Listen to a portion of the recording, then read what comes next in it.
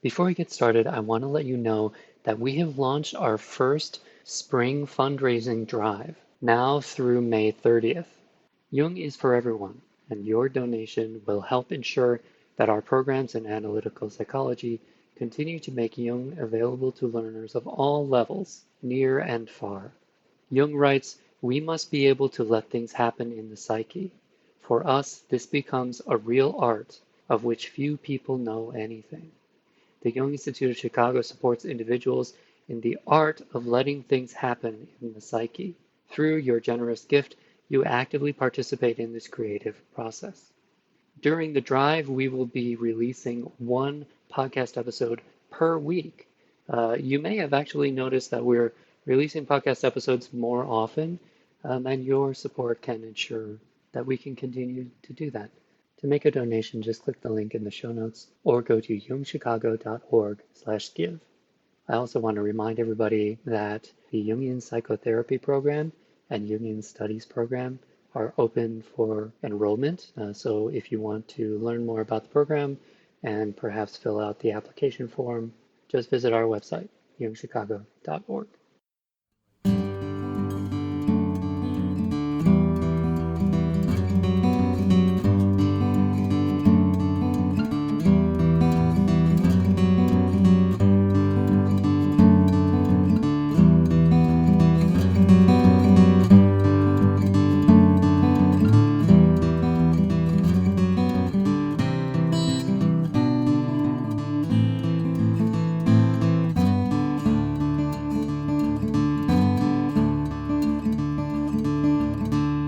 Welcome to the Jungian Anthology podcast from the C.G. Jung Institute of Chicago. Cosmos as Myth and Human Possibility with Robert Moore, PhD. This episode is the first session of the series Cosmos as Myth and Human Possibility. From the series description, more and more people are beginning to raise the question of whether it is realistic to hope for the continued viability of our home planet. Jungian analyst and author Robert Moore leads a workshop examining the cross-cultural mythology of the struggle for cosmos, for a just and peaceful world order, a struggle that has fascinated our forebears for thousands of years. In addition to analyzing the central characteristics of the mythology of cosmos, this workshop examines the ties between selfhood and world-making, inner work and outer engagement, personal dreaming, and the world future. It concludes with a reflection on the significance of this mythology for our contemporary efforts to envision a viable human and humane future in a sustainable ecological environment. It was recorded in 1993. There's a link to the complete series in the show notes. Robert Moore, PhD, was Distinguished Service Professor of Psychology, Psychoanalysis, and Spirituality in the Graduate Center of the Chicago Theological Seminary, where he was the founding director of the new Institute for Advanced Studies in Spirituality and Wellness. He served as training analyst at the C.G. Jung Institute of Chicago and was director of research for the Institute for Integrative Psychoanalysis and Psychotherapy and the Chicago Center for Integrative Psychotherapy. Author and editor of numerous books, which are listed in the show notes, also available on our website. Before we get to the lecture, I want to read a few more submissions from our listeners. John from the United States says, underwent Jungian analysis starting in 2009, age 48, after an emotionally overwhelming and irrational event upended my life. I use the podcast search engine to find Jungian podcasts. I'm looking for insight into myself. JHW from the UK and South Africa says, life changes started 6 years ago. Started listening to this Jungian Life and your podcast around the same time. Been doing transpersonal therapy in UK for 2 years. The best things I've done for myself. Gone back to school and want to find time to learn more every day. I'm listening to my subconscious and dreams. Beautiful development, grateful and blessed. If you would like us to know a little bit about you, just click the link in the show notes and I'll read your submission on the podcast. You can support this free podcast by making a donation, becoming a member of the Institute, or making a purchase in our online store. Your support enables us to provide free and low-cost educational resources to all. Now, let's get to the lecture.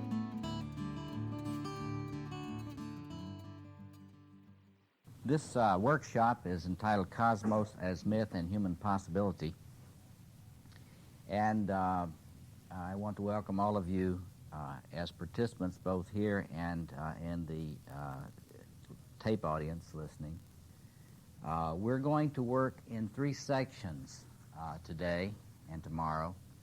The first part, we're going to be looking first at the study of myth and its relevance, and trying to get some sense about the varieties of approach to mythology, and I'm going to characterize the points of view that I'm not going to represent, and try to give you a sense of the kind of attitudes toward myth and the kind of tradition and interpretation of myth that I think is valuable for us in our project together, and that is valuable for us to carry forward together beyond this workshop.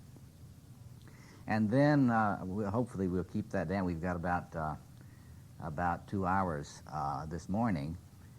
And in the rest of the morning, we'll be looking at the specific mythology of cosmos in human history. And to focus that, I will be presenting myself around Mircea Eliade's work on mythology and the mythology of cosmos. And then I'll try to keep that as brief as possible so that then we can share together from your own studies of images of cosmos and the mythical or spiritual traditions that you're familiar with. And we will be trying to get in images and themes from the studies that we've all journeyed upon. And that should get us to lunch and give you a lot to reflect on at lunchtime. After lunch, when we come back and get started right at 2 o'clock, we will be turning to Jungian psychology in understanding this particular mythic motif. And we'll start with Jung's work, and I will want to differentiate Jung's work from some of the other traditions of interpretation on this. And then we will be focusing in on the particular understanding of this image and the way I understand that it takes its place in psychological geography and its particular role. And I will be emphasizing in particular the relationship between cosmos and selfhood. Cosmos and the development of a cohesive, empowered, what Carl Rogers years ago would have called a fully functioning self. And what I hope that we will see before the end of the day today is that, in contrast to some of the people that present themselves as experts on myth today, mythology is full of riches and understanding our potential as a species, our psychological and spiritual potential as a species. And it's nowhere more clear than in this particular kind of mythology. So I hope that by the end of the day today, you will be able to have at least a feel by letting your right brain scan these images and letting your left brain work a lot with all this meta-theoretical stuff that I'm going to be presenting and then moving into clinical stuff this afternoon. But so today's schedule is full of looking at the mythic image and then trying to get serious about a psychology of this. And I want us to save tomorrow from 10 to 1 for us to shift gears from the inner work kind of perspective and to look at this as an image for what is possible for us as a species in the context of our public responsibilities and the ecological challenges we face and the political challenges we face and the what is very probably the greatest problem of all is that when people start facing the size of the dragon, the cynicism and nihilism which almost immediately follows, and the loss of energy and loss of will which follows.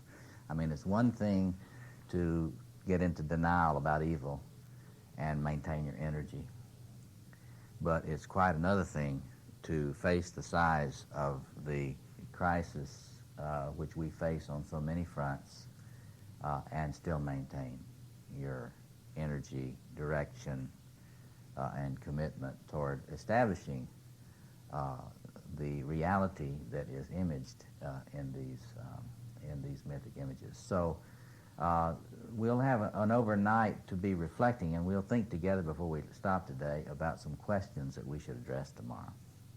And I'll be looking forward to hearing your input.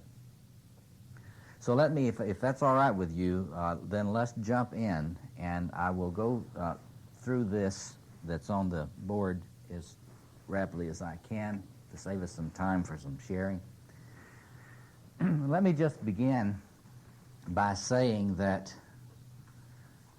being persons interested in Jungian approaches to mythology, that this puts you in a kind of a small minority of persons, although it's quite clear that a lot of people are gaining an interest in this as the obvious bankruptcy of many other points of view becomes more and more evident. Still, people that are, first of all, really capable of valuing Jung's work on the one hand, and secondly, really realizing that there may be something in ancient wisdom that is worth our mining today. The commitment to those two ideas puts you in a unfortunately rather small minority. And let me just say, for those of you that are not familiar with academic trends about these topics, let me just, for a moment, talk about them. Under the title, The Trivialization of Myth, the unfortunate thing is, it's a matter of consumerism and intellectual things.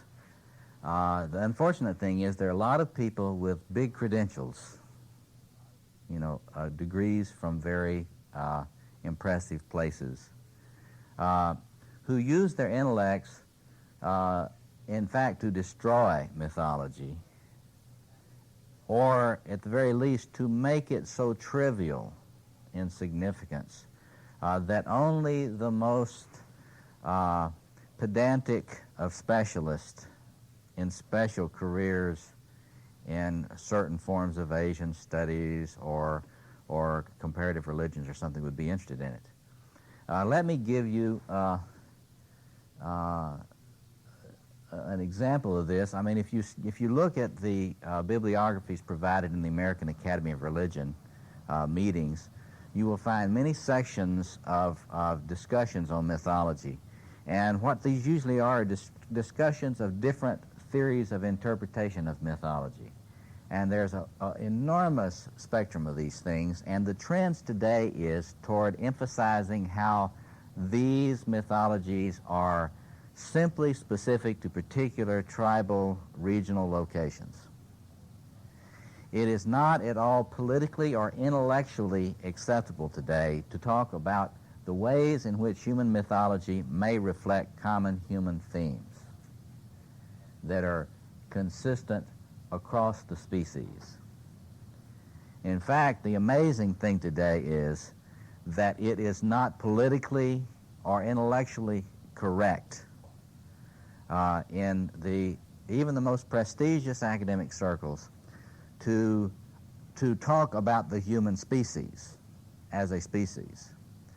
The emphasis in the so-called postmodern movements and the so-called deconstructionist movements is to so radically atomize and tribalize particular mythic traditions that you never can emphasize what I want to emphasize, that is, mythology is human-animal behavior. That is, I am on the other end of the stick from the dominant academic point of view. And let me say that fellow Hyde Parker, Wendy Doniger, probably represents the other end of the stick from me.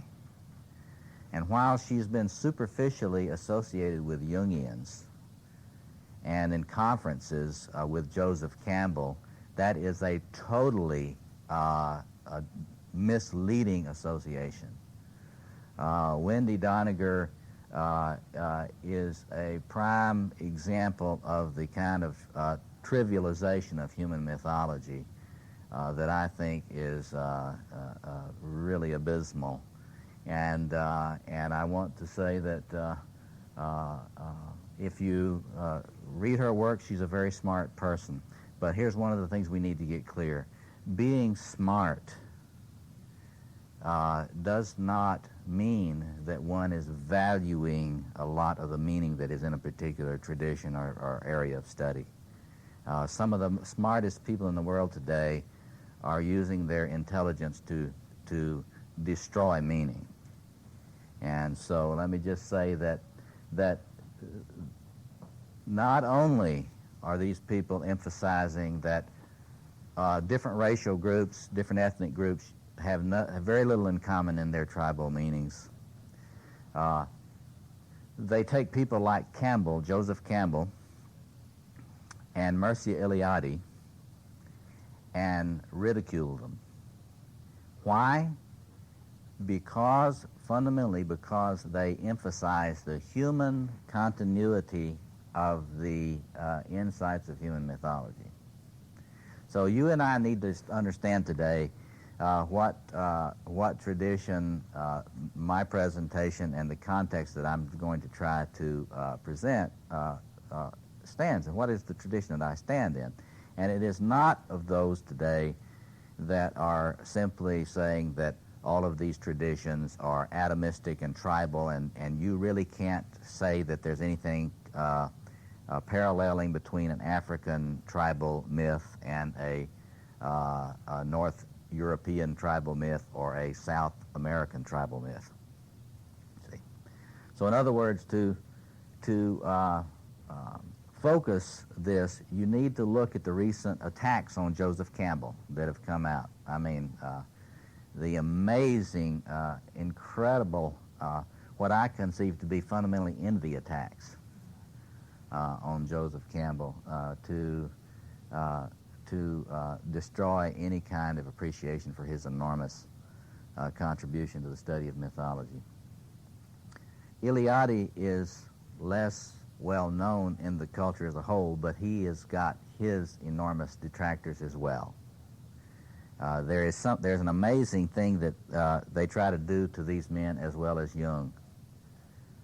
Each of these men, from the great German anthropologist Adolf Bastian to Joseph Campbell to Carl Jung to Mircea Eliade, each of them emphasized the unity of the human species, the psychological and spiritual unity of the human species. And each of them have recently come under attack for having their thought allegedly serve tribal, fascist, neo-Nazi interest. To me, that is an amazing missing of the central point. These persons are the main tradition which emphasizes non-racist, human mythology. So, I mean, it's important for us to get that clear and on the table at the beginning, because I want publicly to associate myself with that tradition, believing that we human beings are the species which mythologizes. We all do it. And when we don't think we're doing it, we are doing it in the most archaic of ways. So, in other words, if we are not valuing and participating in communal mythologies then we're probably possessed by a personal one, personal mythology. So anyway, that's a context. So I would like to just begin, though, in terms of our reflection on this, before I get into laying out Eliade's take on cosmos mythology. I would like to. Most of you have studied Campbell and his approach to mythology, and let me just before leaving Joseph Campbell, who I want to honor greatly his memory. Let's just ask you to say, what did Campbell believe was the reason we ought to be studying mythology together? You probably saw the Power of Myth series on television, some of those things. Can you just lift up some of the basic ideas that Campbell felt was an impetus for us to study mythology? Anybody? Yes? Not any one tradition had the bottom line. Right. Not any one tradition had the bottom line or the sole truth. There's a sense in which we human beings bring with us a treasure in a mosaic, and each tribal perspective has a piece of that mosaic. So what else would you say about Campbell's particular? Talk about the personal meaning of these myths, so that in terms of individual needs, quests, developments, it could be learned from. She says that Campbell emphasized the personal meaning of the study of mythology, that it emphasized motifs and patterns of our individual human struggles that all of us participate in. And so, for example, when he was teaching about, if you saw that segment on sacrifice, there is a sense in which we all have to learn about sacrifice if we're to become fully mature human beings. And his assumption is that if people have been reflecting on this for thousands of years, they might have something intelligent to say about this. And so we can learn about our personal journeys from the study of mythology. Anything else you can add? Yes? Well, related to what's been said, don't get stuck on the metaphor. Yes. She says, don't get stuck on the metaphor, meaning that the truth, the spiritual or psychological truth that is being intuited by this human animal, using the radical complexity of its brain that is evolved, can express itself in many images. There are many different kind of images which can express very similar central truths. Now, this is, for those of you who haven't had the pleasure of studying recent interpretation theory, something like the work of Paul Ricoeur, then, I mean, you need to be aware that the movement in the philosophy of interpretation, hermeneutics, is to emphasize that symbols give rise to thought, and symbols are an invitation to get into deep reflection in which you can get past the symbol to other expressions of similar insight. And that any particular symbol has a surplus of meaning. We're going to be talking about a surplus of being a little bit later. And we ought to think about the relationship between the surplus of meaning and the surplus of being, because I think that's really deeply entwined in this. Anybody else have a thought about Campbell's contribution? Yeah. Would it be fair to say that you know, each myth was an attempt to kind of get an idea as to what kind of a world we're living in? Mm-hmm. You know, what's going on here? Right. What are we doing here? Right. That each myth, one of the things that Campbell was saying is that myths do provide a sort of a location for us. Where have we come from? What is the nature of the situation we're in? That's kind of what the spiritual traditions have called diagnostics or discernment. And paralleling that, an image of what's possible. You know, it's a lot of people today do a lot of work with psychopathology, but they don't bother to tell you what we might be like if we were healthy. So the myth, according to what you're saying, it gave an assessment of the present and the situation, but in terms of the mythology we're looking at today, it also imaged what healthy people might do together. Yes. This is maybe reiterating something that's made clear in your work as well as in all that we said, but that when we read, or it seemed when Campbell spoke, and the energy of Campbell was of adding value to the human Yes. as a human, and that we were never alone. Yes. He says that one of the main things that he sees in it was that it was Campbell's gift in his teaching about myth to do it in such a way that you could see the way that the study of mythology heightened our sense of our own significance and worth. Now that is really important, and I want you to just bracket that and hold that for the whole weekend, because that's related to the surplus of being and the surplus of meaning. It's related to, remind me if I don't come back to it this morning, automatically remind me somebody to bring up the way this relates to Gnosticism, because there is a Gnostic parallel to this about fullness, sense of fullness. So Campbell knew from his own studies and the effect of them on his life the role of myth in helping us to raise our sense of personal significance. Now, this is so important especially for what we're going to talk about tomorrow. Because here's the thing. If you don't feel extremely significant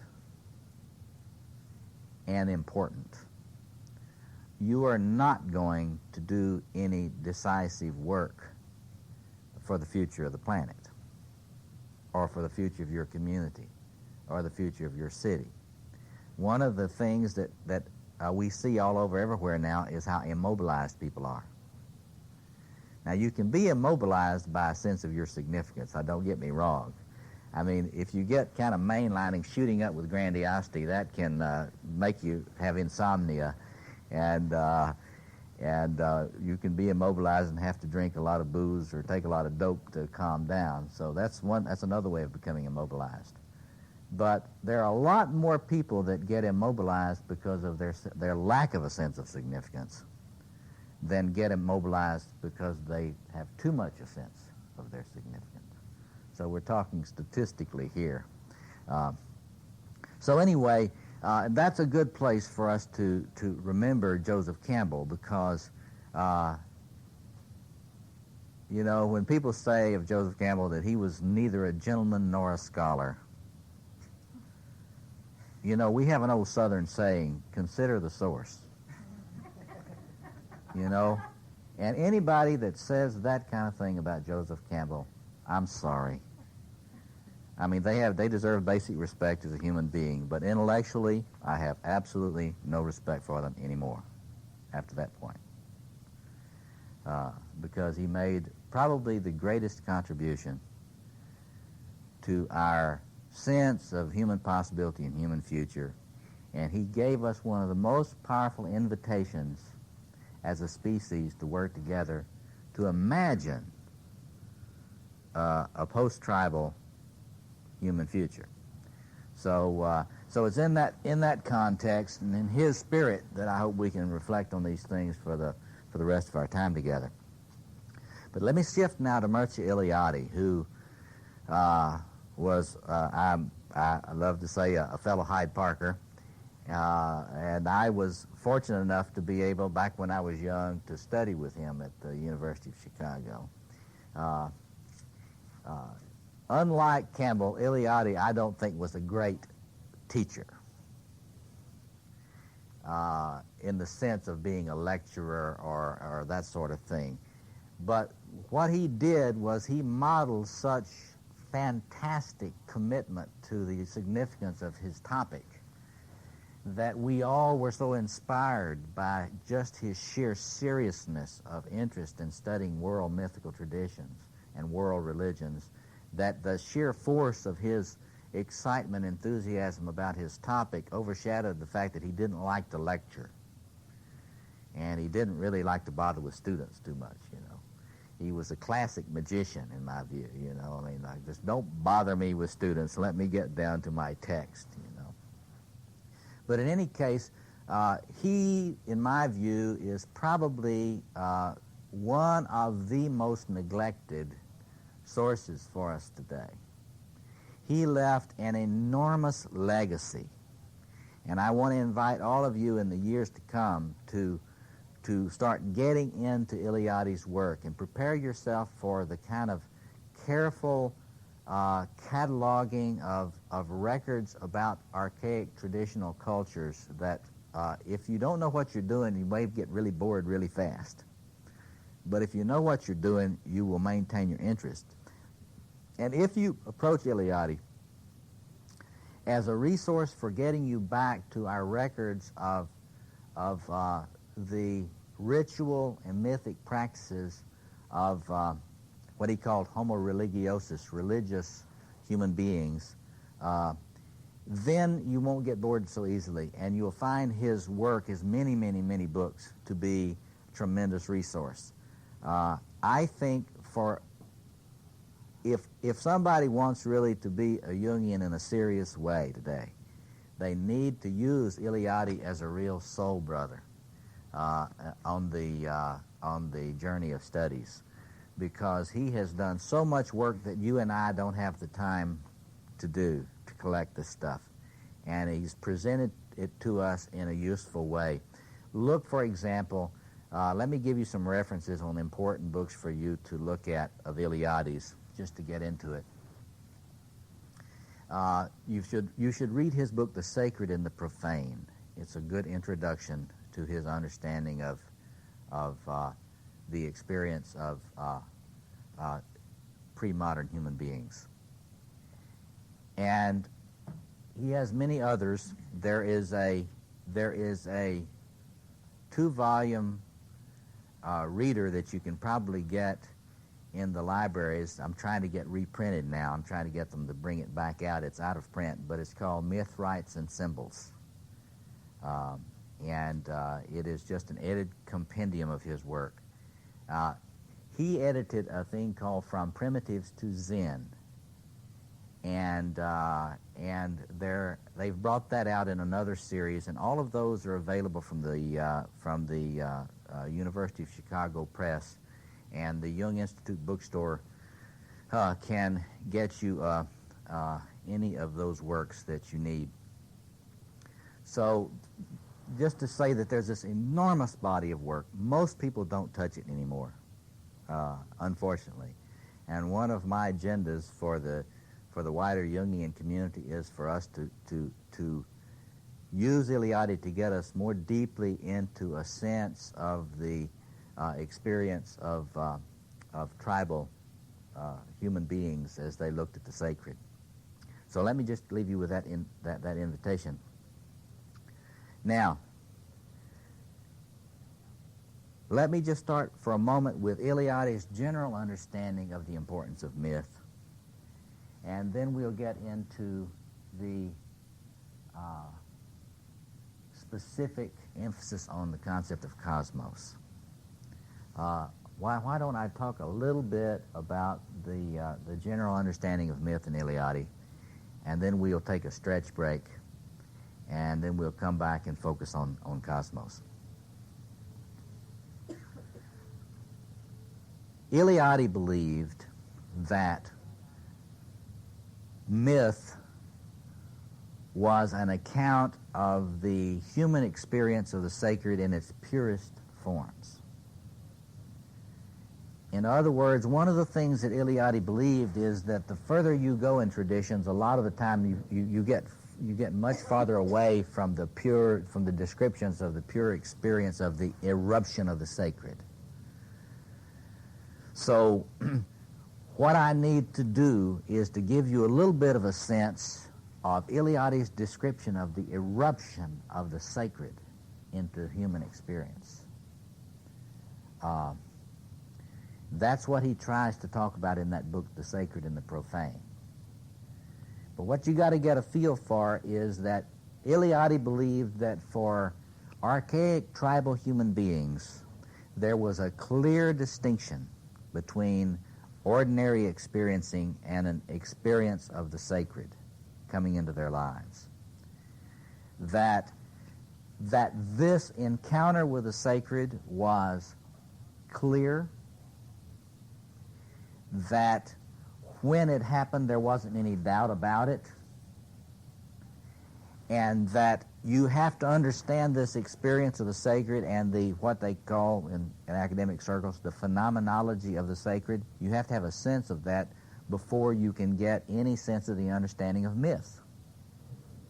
So there's a direct tie between understanding myth and the encounter with the sacred. So now I want you to hold this in your mind. This afternoon we're going to be talking about the encounter, the Jungian concept of the encounter with the self, with a big S. And remind me to talk about the transcendent function in this context, the Jung's concept of the transcendent function, because that's a psychological way of talking about the encounter with the sacred that we reflect on in mythical terms. What did Eliade believe was included in this experience of the encounter with the sacred? Well, first of all, it was a definite break into your ordinary day-to-day historical life experience. In other words, you could tell the difference between an encounter with the sacred and, washing the dishes. I mean, this is not one of those points of view that, well, everything is sacred, and so since everything is sacred, then all I have to do is kind of collect myself and walk through my day, and I've adequately dealt with the sacred. And there are a lot of traditions that have developed in spiritual practice that totally de-emphasize any sense of the eruption of the sacred in human experience. But this is not what Eliade was talking about. He's talking about the sense of, here's the word, hierophany. Hierophany. Can anybody spell it? Hierophany. Hierophany. The word hierophany, let me give you a few words that Eliade used, and we'll talk about them in this context. The first is that, well, that's the most important, hierophany. It means manifestation of the sacred. Then an associated word is kratophany, Kratophany. That means a manifestation of power. And they are related but not the same. Now we'll be thinking, remember, how do I get power to do the work I need to do, either for myself or for the world? So if you're not having any kratophanies in your life, then you've got a fuel problem, right? You've got a problem of getting resourced enough for the energy that you need to do what you need to do. Eliade was really clear, though, that in human beings he thought had a wonderful, at least typical, I don't guess you'd say wonderful, but a typical way of sort of trivializing things after they get away from the central experience. So you can have a kratophany by just being in the presence of a very arrogant person. See, I mean, you can experience a certain kind of charismatic power, and that can be a kratophany for you, but it may not be a manifestation of the sacred. That's the question you'd want to ask. Is that a manifestation of the sacred or not? I can argue that it might be a demonic expression of the sacred, but there are experiences of power that may not be a manifestation of the sacred. If you've been near a very loud engine running, you may have some bodily experience of power, but it may not connote the sacred for you. So Eliade makes this distinction, a hierophany, a manifestation of the sacred. It breaks into the profane time. It reorders things You're never the same after it breaks in as you were before. Now, Christians have this word called epiphany. Does anybody recognize that word? Can you tell us what it means for Christians, epiphany? For me, it means it's a feast that we celebrate in our church. I'm Catholic, and it comes after Christmas, and it has always meant to me, the story of Christmas was somewhat hidden, and at Epiphany, Christ is made manifest to the world. Right. Okay. Yeah. Now you got to get that. Now we've got to get a feeling for this, because if you don't get the feeling for it, then you won't get through the thing connecting your corpus callosum, connecting your brains to the sides of your brain. Okay, the making manifest. Now that is what Eliade is getting at here, because you got the story. You get the wise men, Magi. They're seeing the star, and they know something's coming up. They're aware something is about to happen in the myth. And then, in a very obscure place, with the shepherds probably the first really to see, and the donkeys, boom. It is manifest in a very hidden, very endangered being. This being is so endangered that the being has to be taken into a kind of exile for a while.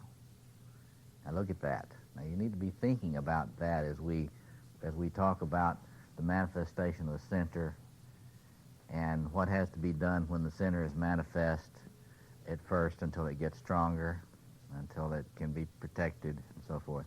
But then later it is presented to the world.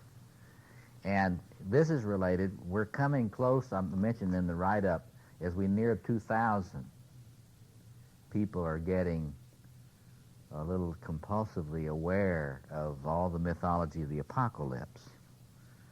Well, what does the word apocalypse mean? Does anybody take a stab at that? Apocalypse. What does that word connote? Isn't it the breaking of chaos? Well, it is that. It certainly is a part of this whole mythic complex that we've got here. But it really means the revealing. It is. They call the book of Revelation. It's also called the Apocalypse. It's related to the manifestation theme. So there is all of this mythology in the world related to the concept of cosmos, which has to do with the revealing of what? Well, we'll get later on this morning. We will get into in that mythic tradition, in the Judeo-Christian mythic tradition. I want us to think about the Judeo side of that and its sweeping look at that, and then look at the Christian take on that. But the New Jerusalem in the Christian myth, and the New Jerusalem is going to be revealed. See, boom. It's going to come down from heaven. Boom. And that is an image of cosmos. The New Jerusalem is an image of cosmos. And we'll talk later this morning about the way that image works in that mythic tradition. It's different in other mythic traditions, but the same motif is there. And so Eliade is emphasizing that when you have this encounter with the sacred in human experience, you get it. You know you had it. There's not any doubt about it. If there's any doubt about it, you didn't have it. See? And what does it do? Well, here is a key thing in Eliade, and we'll do this more after the break. But it establishes a center. You didn't establish the center. We might say out of your ego or any other part of your anatomy. It established the center. And if you, I once did a study with Eliade on Islamic traditions, in the pilgrimage. And so every place that the sacred manifested in their tradition, one of their practices was, if you would be making the pilgrimage to Mecca, you would come upon these places where the sacred had manifested in a given form. And what you would do, and this is not just a Muslim practice, some of you will be able to tell us other practices about this, but what if you were a Muslim, you're walking along there, you would pick up a stone and you would put it there when you came by. And you would be acknowledging the way that that center had erupted, bam, into time and space. And you would put a stone there as your acknowledgement of that breaking in of the center. And then you would move on. And if you follow the pilgrimage to Mecca, there are all of these places where the center has manifested, and leading right on up to the great Kaaba, the black cube, which is the center of their circumambulation and their pilgrimage at Mecca. So anyway, this thing establishes a center, and at this center is the axis mundi,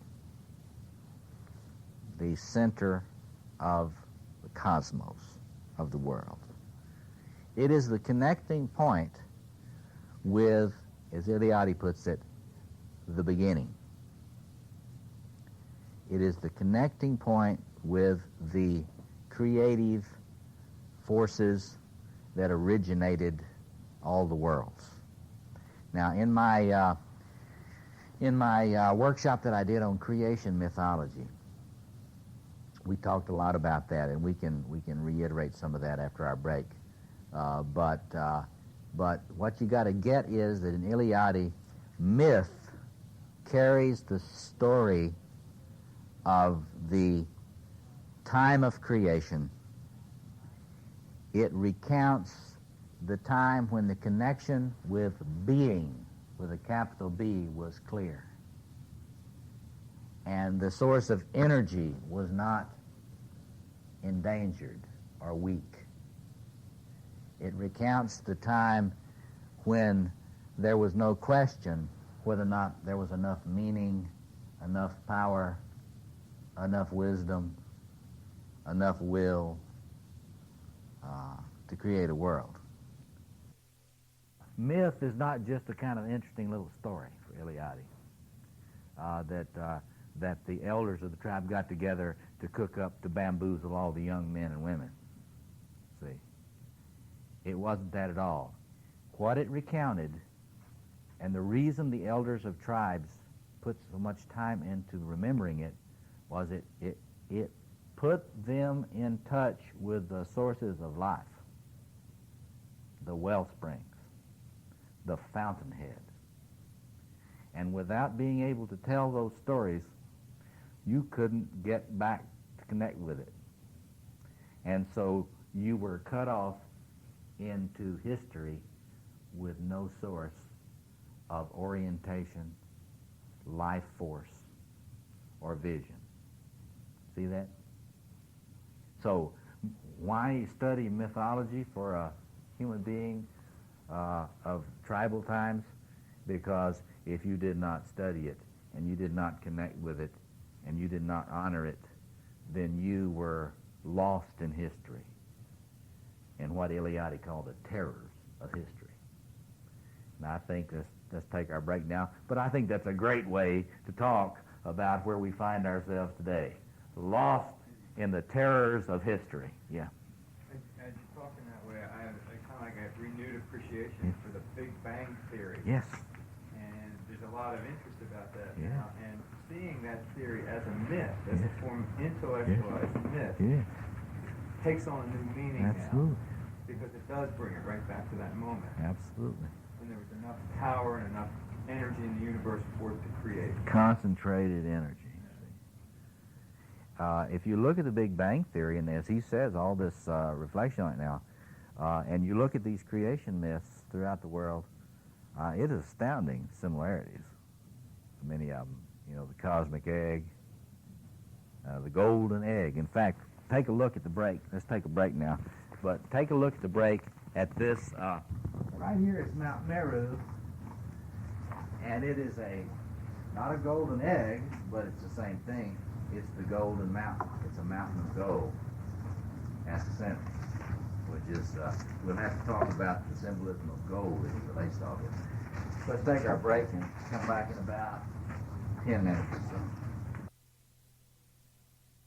For about maybe 25 minutes or so, 25 minutes, is to go over some more of these central themes and motifs in the mythology of cosmos. And then I would like us to share some narratives from different traditions about this vision of cosmos. And we will not have time to get in very much, but what I think we'll be able to see is the richness of this imaginative narrative that humans have had. And what I want you to keep in your mind, and this is, see, I want to say that I want to argue a radical point of view here this weekend. And the radical point of view I want to argue is that this vision is not just a pipe dream of a bunch of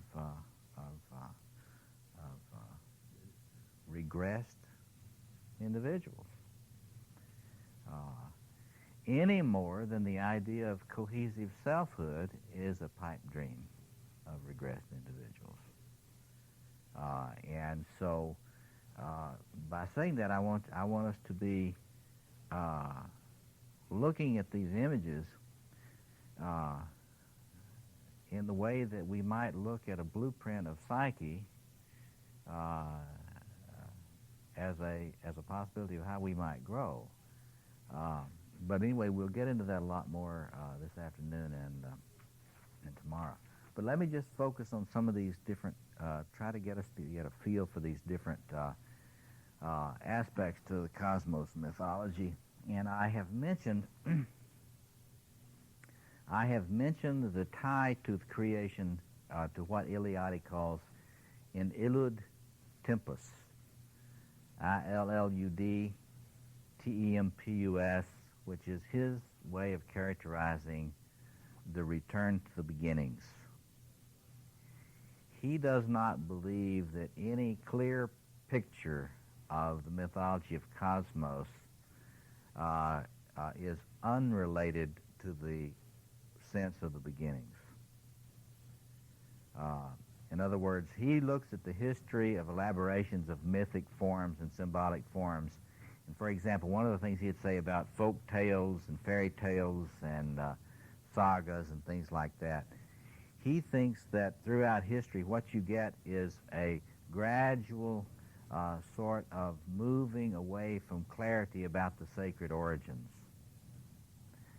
But if you have an eye to see the cosmogonic, that's the word, the creation, the origin mythology, if you have an eye to see it, you will see the traces of it in a lot of folklore and a lot of fairy tales.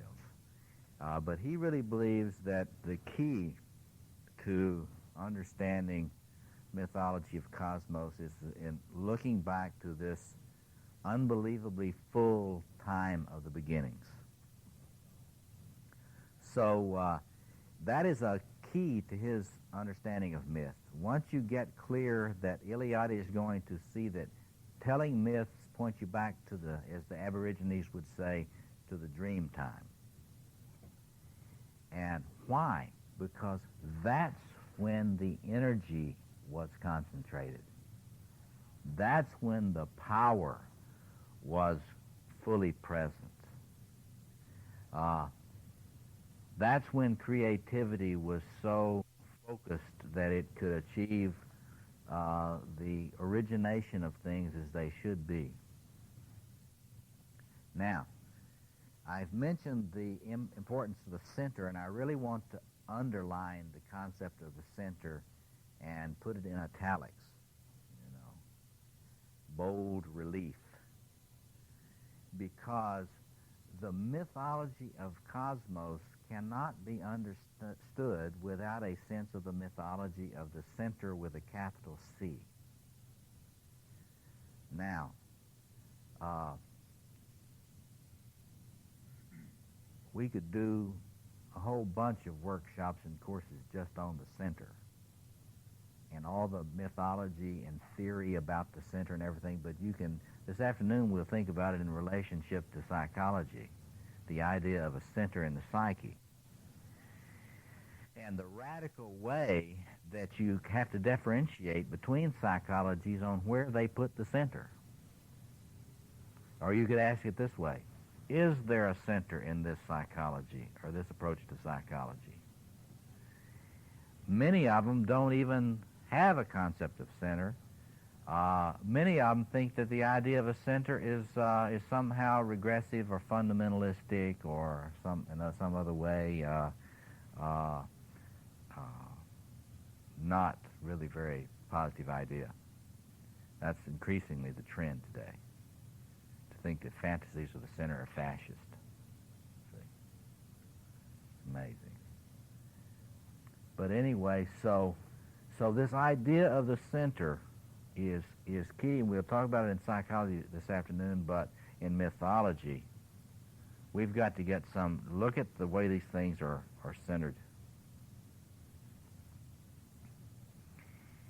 And if you study comparative mythology, you see enormous variations on the theme of the center out there.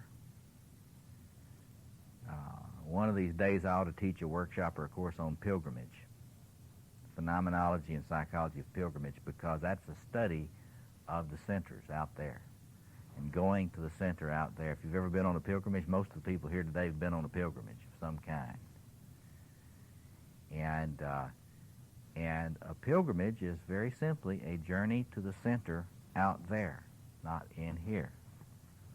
It's experienced as outside the ego, shall we say. And this is the reason for pilgrimage. This is the unconscious basis for all pilgrimage phenomena. There is the human intuition that if I am to be renewed, I must find the center. What center? The center. Which one is that? It is the center of cosmos. It is the one talked about in cosmos mythology. Why do I have to find the center in order to be renewed? Somebody, if you stay with this Iliadi frame. Why would you need to find the center to be renewed? Is the eternal fount? It's the eternal fount. It's the eternal fount of what? Everything. All right order, all right empowerment, all right energy.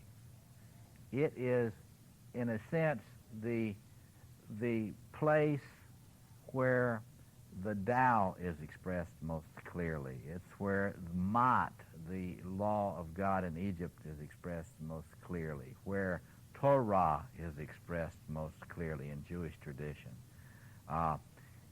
It is the Holy of Holies. It is the temple in Jerusalem before the destruction of the temple. So it is the Kaaba in Islam. See? And you go there. To what? It's also somehow active and yet not. It is a still point. There is a peace and quiet at the center. There is no anxiety at the center. See? If you read the T.S. Eliot stuff about the center cannot hold. See? This is related to this cosmos mythology. And T.S. Eliot was a poet that picked up on the way in which modern people have a very hard time even imagining a center. See? Much less finding it. See? In themselves or in other folks. So, but the center doesn't exist just for itself. See, I mean, that's the important thing to get here. What is, you might put it this way: what is this mythic center for? It is a fountain of blessing. It is for life.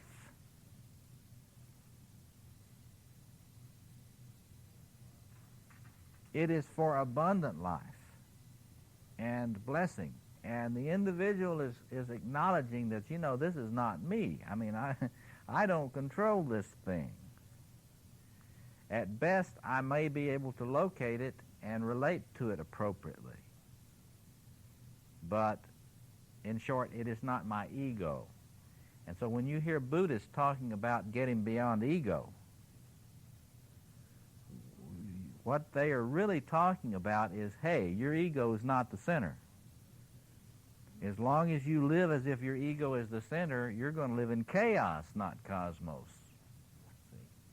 And so you can see in these various spiritual traditions their apprehensions in their spiritual practice about this sort of thing. Remind me to say something about Zen practice a little bit later this morning. But okay. But the center is characterized, as I mentioned earlier, by a surplus of being. Eliade makes this clear. Why do tribal peoples, why are they so preoccupied with that? Because there are not very many places in the world, in their view, where there's enough being. It's not that there's a whole bunch of places where there's more than enough being. Now, this will be easy for us to connect with psychologically this afternoon. I mean, what is depression? It's the experience of there not being enough being. And so the tribal peoples were very clear about this. Look, well, wow, going through the days, it's very clear that there is scarcity. And scarcity in many, many ways. But they did not have a sense of being lost from a center which was the navel of the world, through which flowed this energy, the nectar of the gods, the milk of the gods, the soma of the gods, and so on. And so you get that sense of what the Gnostics called the pleroma, fullness, breaking in. That is a much understudied concept. I'm glad the Jung Institute is going to be doing a conference on Gnosticism next year sometime. Murray Stein has been doing some work with that sort of thing and sponsoring some conferences that will be looking at these Gnostic traditions. But among the Gnostic concepts is this sense of the pleroma, the fullness of being that is behind the world of appearance. And it's directly related to this mythology of cosmos.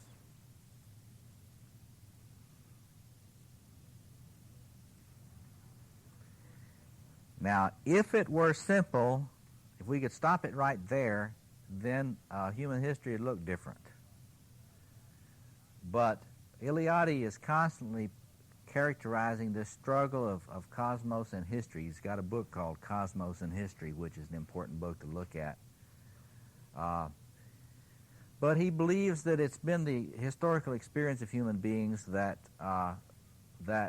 forever in our experience of life and time, there is a fall away from the center, a tendency to lose touch with it, and therefore a necessity to have divination techniques, all of these divination techniques that people have used throughout history to try to find connection with the center and the source. But it's not, in most of the mythology of cosmos, it's not merely just a sort of a running down of an engine or running out of energy that's going on. This is where we get to the issue of evil in cosmos. Because in most human traditions with regard to world, right order, there is a sense of evil is an active force, that there is a sense of agency operating to bring in chaos rather than cosmos, and to resist the formation of right order. And the reference that I like to give people on that is the book by Forsyth, Forsyth, called The Old Enemy, which is a comparison of mythologies of the struggle of chaos and cosmos. Let me just say just a word about the current discussions of chaos. There are a lot of discussions of chaos today that, in relationship to chaos theory and the physical sciences and so forth, what you should not assume from that is that in most of human mythology that chaos is positive. It is not. It is not another word for liminality or the destructuring process preceding healthy change. There is a sense of destructive agency in mythic traditions with regard to cosmos. It's not something you want to get friendly and rub up against. In fact, if you're like me, you've got plenty chaos in your life. You don't need to try to be looking to befriend it, because it's coming on. I had some painters come into my house this past week, and very shortly thereafter I fell and hurt my ankle. Right? I mean, when your cosmos is disturbed by any kind of forces, we'll talk about that a little bit this afternoon. It's very interesting to watch how one little piece of disorder leads to another in your everyday life. We can have a little confession time this afternoon. I'm serious about that, because I think we ought to share with each other things that you have noticed about the cosmosization in your life, how you try to evoke this sense of cosmos through ritual or spiritual practice, and what you have noticed about chaos breaking in to your life synchronistically. You may want to be thinking about that some, because if you reflect on this, you will notice patterns. Archaic people studied this carefully. They paid close attention to this. They didn't blow it off as a topic. They were very aware that chaos breeds chaos. And so when chaos manifested in one sector of their lives, they didn't just kind of shrug and go on.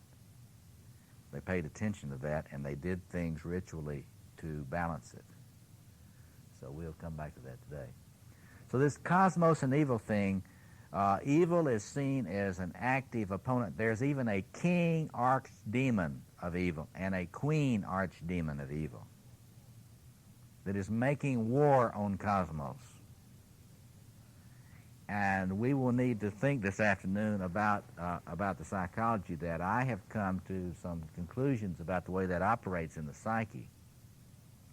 And I have come to some conclusions about the sort of the plumbing of this in our individual psyches, and the way that we can think about the powerful agency of chaos in our lives.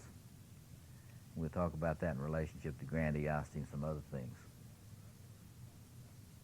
So in other words, if you think about these things, the return to the beginnings for renewal, the necessity of locating the center. You didn't create it. You can't create the center. You have to find the center. Because if you think you're creating the center, you're a modern human being.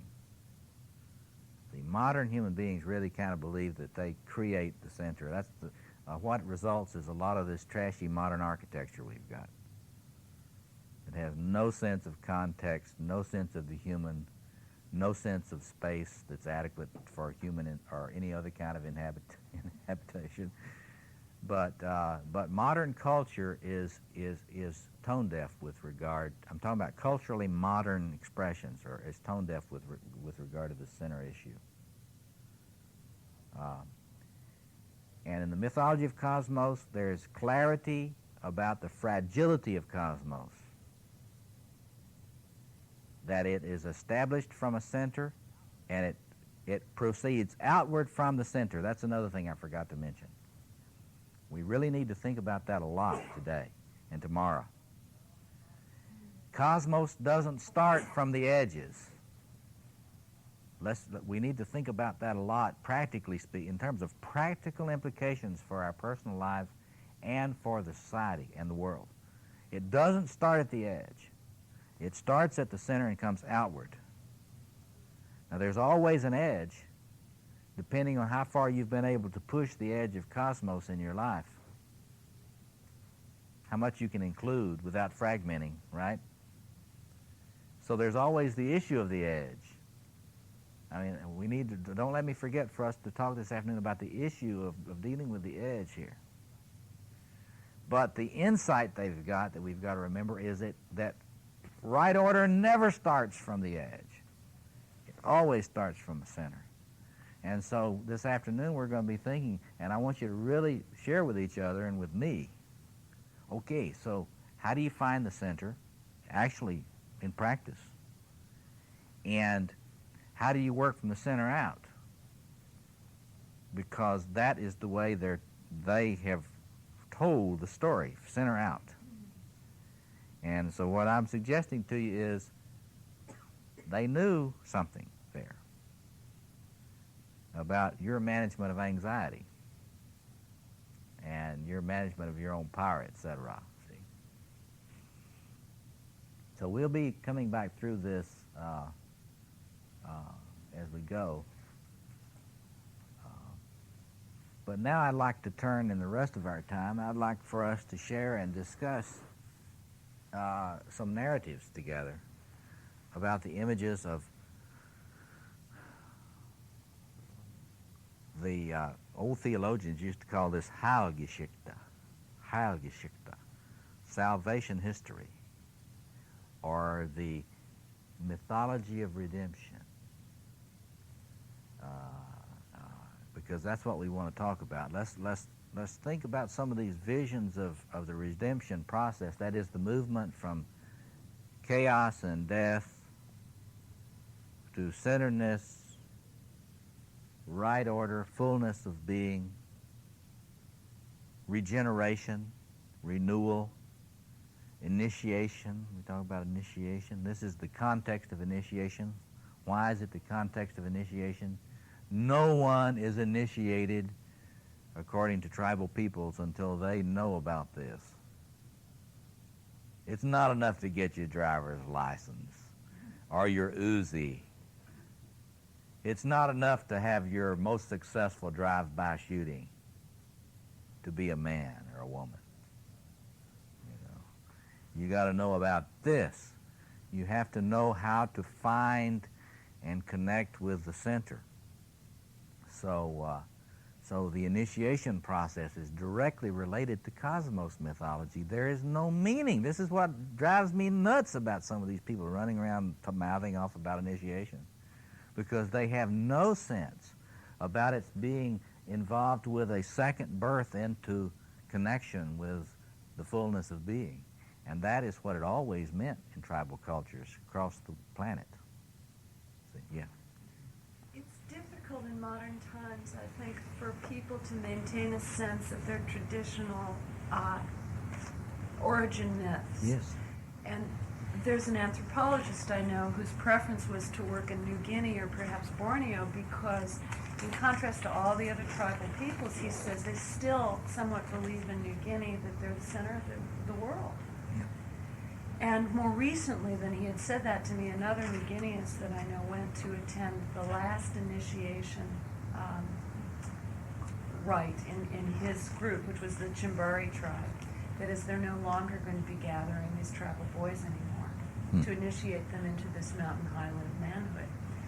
And now they're going to the to the towns, to Port Moresby and stuff. So here too is another country that, because of the dominance of Western culture and radio is enough to kind of like disrupt their whole sense of like everything happening in their village. What is the name of the book that he published on that? Is there a book on this tradition that he's published? The anthropologist you're talking about. Well, the initiation rites that this guy wrote about is described in Guardians of the Flute. Guardians of the Flute. By Gil Hurt, but it was another anthropologist who told me about his preference for working. Right. All over the world, see, this is happening. The tribal people are losing their touch with these origin myths and their ritual practices around them. And that's one of the things we'll have to talk about probably tomorrow a lot, about, well, what is our time like with regard to this? Does this mean we're no longer going to have the connection with the center? That's what a lot of people think. A lot of the intellectuals think, well, the whole idea of a center was an outmoded concept. I was traveling in Borneo with the sea dayaks, and the same thing was happening there. And you go out to indigenous peoples around the world, you'll see the incredible devastation that has been brought about in their tribal experience through the encounter with radio and TV and cigarettes. I mean, the sea dayaks had been given cigarettes by our Westerners, and that was our contribution to their culture. The aspirations for mature manhood are totally dislodged. Yes, that's right.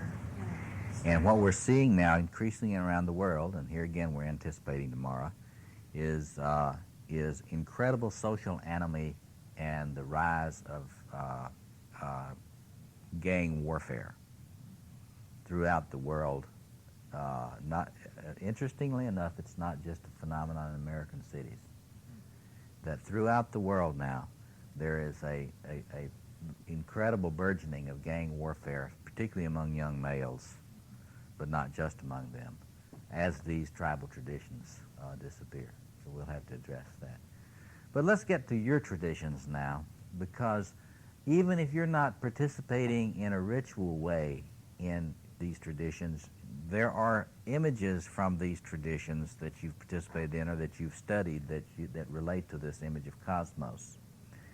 And so let's hear the images that you've studied the most. What are they? What tradition are they from? And give us a vision. Give us the basic symbols of the vision of that tradition. Yes. I can speak very simply from the Greek Orthodox background. When I was a child and walked into the church, even though I didn't know any of the words or the sounds of the language, it was immediately apparent to me, just through seeing the symbols in front of me, the icons. The symbol of the cross is depicted in our Greek Orthodoxy as an equal cross. It's not just the cross of Christ. Looking at the eagle, looking at the mother image, which is a big image of Christ.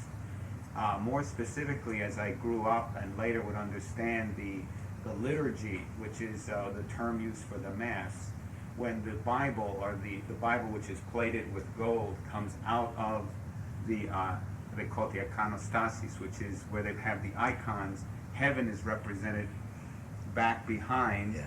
and where the people are is the world. So the beauty of that is that when you watch, when they first start the service and you watch the Bible coming out from heaven and coming into the world, we all do our cross. Yeah. 3 times it represents that the light and the truth were coming to the people. So then in the Orthodox faith, there's not a lot, it's a 5th century, maybe even a 6th century phenomenon, because we don't just read out of books. In fact, we see that reading books is really taking away from the bigness of the experience. Get that? From the bigness of the experience. Now, see, that's really key. This is Go ahead. that you allow me to say it this way. That's The wonderful. thing about the senses, there's something to smell, the incense. There's something to taste, which is the communion. There's something to hear, the music, there is something, if you want to look at, you look at the icons. But as a child being brought into it, you can enter that experience immediately and don't even need to participate just by being in that atmosphere. You look around at people and you can get that. Now, one of the things that it was striking to me when I grew up was watching the marriage ceremony, because in the marriage, it's amazing.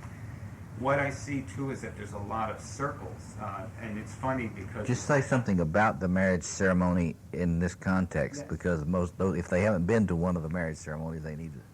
Go ahead. Perfect. Yeah. This is great. The marriage ceremony has circles in it, and the circles, first of all, there's a table placed in the middle of the altar. In fact, the baptism is done in a circular vessel too, but I'll move to the marriage ceremony because it speaks about cosmos specifically. There is a table that is placed in the middle of this area where the people are, not where the iconostasis is or where you are behind the heaven part. And on that table are placed two wreaths, which the husband and wife will wear. They are in the shape of the circle. And there's a cup there and candle. And what is done is, as we chant and go around the table, the husband and wife at each station, there are prayers recited. And this is what's interesting, represents the walking around with Christ, with the love of God in the universe. The table represents the universe, and you represent yourself as moving around and experiencing that with a partner, being with Christ. And when the two wreaths are placed, and the father represents, he says all of the prayers, the wreaths are exchanged. So, and they're both bound by a ribbon. So there is, again, another meaning and connection with exchanging almost the energy or the field of experience of each of the people around this central item, around the central table. Male and female Yes, male and female. are exchanged. And it keeps... Well, we'll talk about that this afternoon.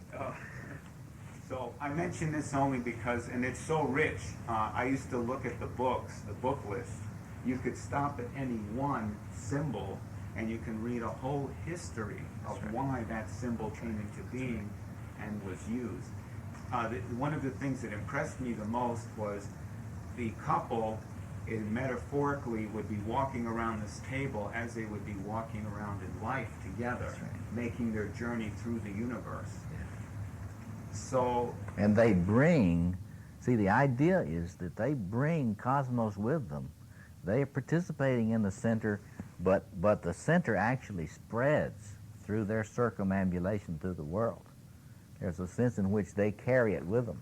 This is very true. The sadness now that I'm going to tell you, and then I'll be done, is that most people who participate in this, and this is sad for me in seeing it in the Orthodox Church, as I want to be a priest first, I ended up being a chiropractor because that was the way I could bring my love to the people, was that most people don't know the significance of that. That's right. And the priests cannot take time to explain it because a lot of people are so caught up in the, I will call them the trivialities or the worldliness of the marriage. History, the history of it, see. Yes. They're caught up in history. Yeah.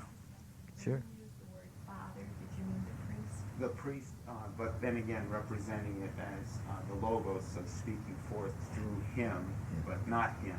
Yeah. One last thing to say is in the Orthodox Church, as different from the Roman Catholic Church, they do not look at a center being in any person. It had to be something other. There is no pope. The archbishops are all equally powered, and each one is just another version of the story. So this is interesting also that the resurrection is placed emphasis on versus the crucifixion. The pain of Christ was important, but it was the resurrection that brought forth. Which is the emphasis on the fullness of being then, see. Now, today we ought to get a sense for the Roman Catholic side of that, because if you read that Roman Catholic mythology, you can see how it fits the cosmos myth too. But in this tradition, there is the emphasis on the fullness, the regeneration, the return to fullness there. Now, the other thing is, if you go to one of these Orthodox churches, one of the things you'll notice is that people out in the congregation may chat. And you think about this in the context of the cosmos stuff. Heaven is cosmos. You got to get, this is nirvana. This is cosmos. This is here. It is there. It's not threatened by anybody talking. You got to get it. It's not in danger. Especially the Greeks. That's right. Well, you got to get the mythic sense of that, see? That is to say, if you really have a sense of the center, your anxiety level goes down with regard to these manifestations of bad manners. See? It's not that you don't notice or don't have feelings and so forth about them, but if you're aware of cosmos, one of the big effects it has on you is it drops your anxiety level like a rock. And one of the litmus tests psychologically is the more aware you are of cosmos, your anxiety level goes down. It does not peak out. Well, we'll get into that a lot this afternoon. But it's like you can just take this to the bank in terms of the psyche. Without a sense of centeredness, your anxiety level will peak. And you can just take this with an empirical test. Take one of these Milan personality inventories. If you're peaking out on anxiety measures, then there's not been enough work with trying to do stuff in relationship to the center, because as we'll see this afternoon, in my view, the psyche is organized in such a way that there are a lot of aspects of the psyche which do not bring you to the center. That's not their job.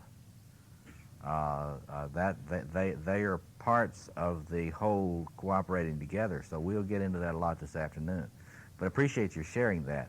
Let's hear some others now from other traditions. Images, remember, like you did, stay with images of cosmos and any particular ritual practice that you can mention around it.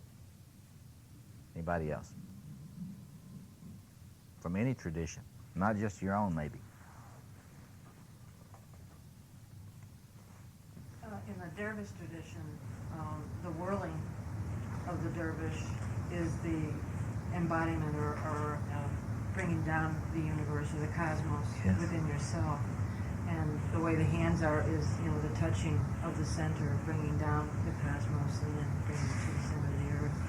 And it's a very powerful thing to experience yourself and also watch a very adept dervish really get into that, because then you are caught up into the constellation of the cosmos and being drawn right into this world. I hope that the tape picked that up. I hope it did, because one of the wonderful things that you're bringing up there is the relationship between dance and cosmos, see, and the axis mundi. You're talking about the connection. There is the center, right there. And notice it is danced. The center is danced. It's not some static thing in the sense that we would mean by a negative sense of being static.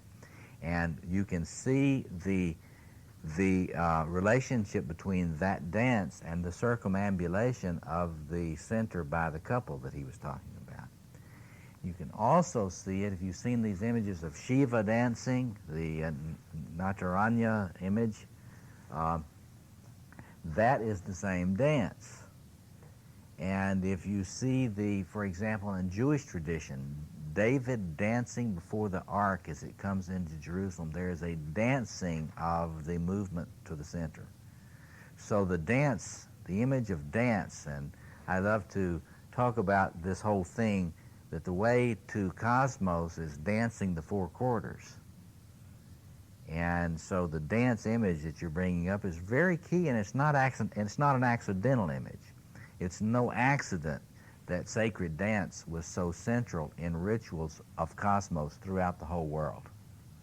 In fact, I would bet you it would be hard to find a really ancient ritual of cosmos that did not involve dance.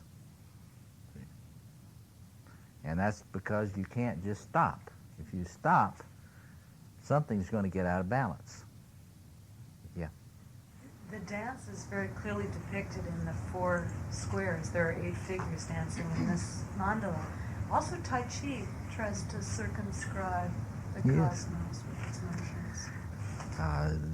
The reference to Tai Chi is a good one because in Tai Chi, if you look at Tai Chi without putting it in the context of the ancient cosmologies which used to frame it, then you're missing the point. Because all of these martial arts that are old martial arts are tied back to visions of cosmos. In fact, the way I would argue it is this: any legitimate martial art is always placed in the service of cosmos.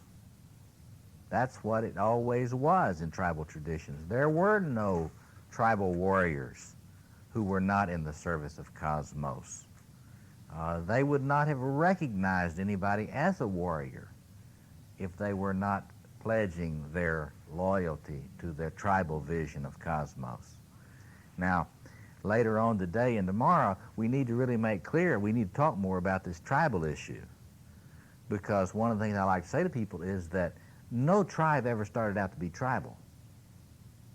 People forget that today. You know, today, all of our tribes are starting out, they want to be tribal, right? Think about it. They think it's the end thing to be tribal today. We want to be tribal. Don't you use my myth, that's my myth. You know, who do you think you are using my myth, the myth of my tribe?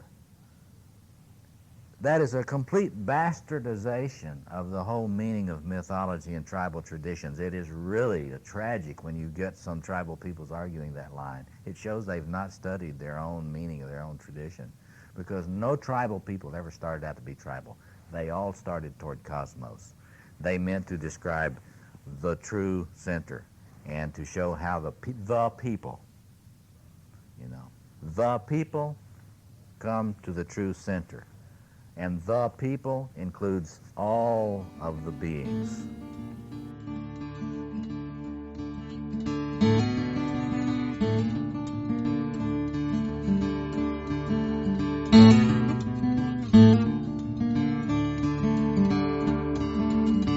This podcast is distributed under a Creative Commons Attribution, Non-Commercial, No Derivatives license. Share it all you like as long as you maintain the attribution to the speaker, but please do not change it or sell it. If you like this episode, tell your friends about us or leave us a review on iTunes. For more information about classes, training programs, videos, audio, this podcast, or to find a Jungian analyst near you, visit our website, www.jungchicago.org.